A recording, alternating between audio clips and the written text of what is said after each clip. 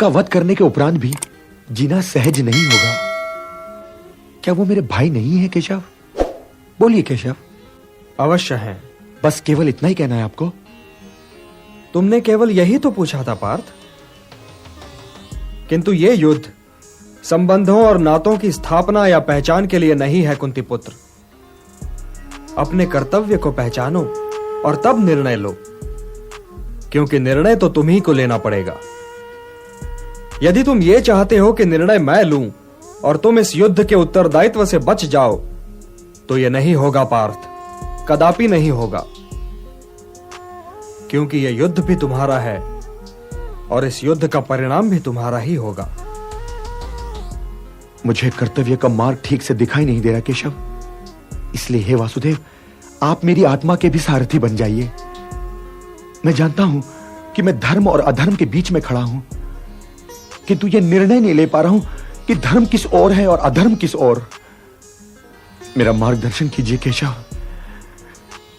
इंद्रियों को सुखा देने वाले शोक से बचने का मार्ग दिखलाइए मुझे। अपनी इस मानसिक अवस्था में तो मैं युद्ध नहीं कर सकता गोविंद। गोविंद, मैं युद्ध नहीं कर सकता। न युद्ध से गोविंदम, न युद्ध से गोविंदम, न युद्ध से, न युद्ध से गोविंदम, न युद्ध से गोविंदम। ये कहकर कुंती पुत्र अर्जुन चुप हो गए महाराज। किंतु संजय, प्रिय अर्जुन ने प्रश्न तो नितांत मौलिक उठाए हैं। वो भला अपने ताश्रीय आचार्यों से कैसे युद्ध कर सकता है? क्षत्रिय सभ्यता के भी तो कुछ लक्षण होते हैं। इस विषय में भला मैं क्या कह सकता हूं महाराज? मैं तो क्षत्रिय हूं ही नहीं। किंतु क्षत्रिय की भांति सोच तो सकते हो।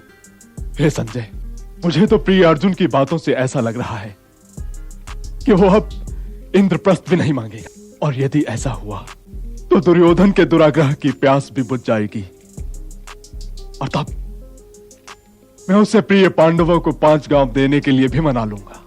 युद्ध तो यूं समझो कि अब होगा ही नहीं, क्योंकि यदि अर्जुन युद्ध नहीं करेगा तो फिर उधर से युद्ध करेगा कौन?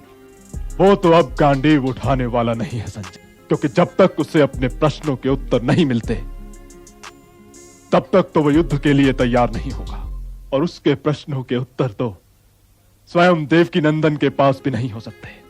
हे संजय, तनिक देखो तो कि देवकी नंदन इस समय उससे क्या कह रहे हैं। जो आ गया। हे भरत वंशज, ऋषिकेश तो निद्रा को जीतने वाले गुडाकेश अर्जुन की ओर देखकर मुस्कुरा रहे हैं। अशोचानन्वशोचस्त्वं प्रज्ञावादांश्च भाषसे गतासून अगतासूंश्च नानुशोचन्ति पंडिताः। हाँ पार्थ, जो चले गए वे तो चले गए, और ज्ञानी तो न जाने वालों का शोक करते हैं और न ही उनका जो नहीं गए। वे तो न विगत के लिए शोक करें और न ही अगत के लिए। तुम्हारी शैली तो ज्ञानियों की ही है, किंतु बात तुम मूर्खों जैसी कर रहे हो। शोक करने से पहले यह तो देखो कि तुम जिनके लिए शोक कर रहे हो वे तो शोक के योग्य ही नहीं है। तो क्या पितामह या गुरुश्रेष्ठ आचार्य शोक के योग्य नहीं है केशव? यदि वे शोक के योग्य होते तो मैं ये कहता ही क्यों पार्थ? तुम इस सत्य को समझ लो पार्थ कि मूल तत्व शरीर नहीं आत्मा है, और मृत्यु उसकी यात्रा का अंत भी नहीं है, क्योंकि उसकी यात्रा तो अनंत है। मृत्यु तो केवल एक पड़ाव है पार्थ, केवल एक पड़ाव। सांस का अंत पवन का अंत नहीं है।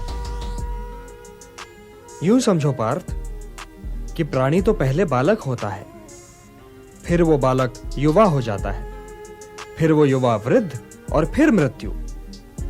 किंतु ये यात्रा तो शरीर की है। आत्मा तो इससे भी आगे जाता है। वो एक शरीर को त्याग कर कोई और शरीर धारण कर लेता है। इसलिए जो यात्रा मृत्यु पर समाप्त हो जाए वो तो केवल शरीर की यात्रा है पार्थ, केवल शरीर की यात्रा है।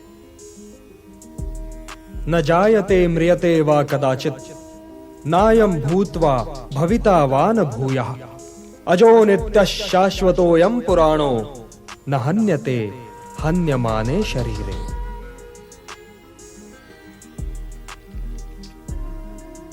आत्मा की यात्रा तो अनंत है पार्थ,